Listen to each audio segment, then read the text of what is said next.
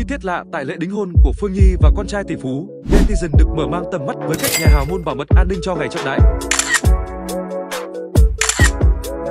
Do mưa hay tránh truyền thông mà nhiều vệ sĩ che ô quá vậy. Vệ sĩ che ô để không bị chụp ảnh Á, 3 cái rạp lam rèm kín luôn.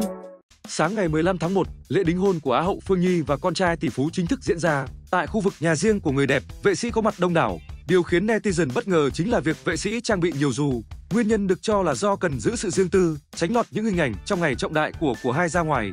Khi chú rể bước vào cửa, đội ngũ vệ sĩ cũng sử dụng dù để che chắn cẩn thận. Song, netizen vẫn quan sát thấy được sính lễ họ nhà trai mang qua. Dàn phù dâu cũng không phải là những hoa Á hậu nổi tiếng trong giới như những đám cưới khác. Có thông tin cho rằng gia đình Phương Nhi giới hạn khách mời chỉ là họ hàng người thân hai bên nội ngoại, không có bạn bè, hàng xóm. Các vị khách cũng được dặn dò không chụp ảnh, livestream. Buổi lễ sẽ chỉ gói gọn trong vòng 1 tiếng.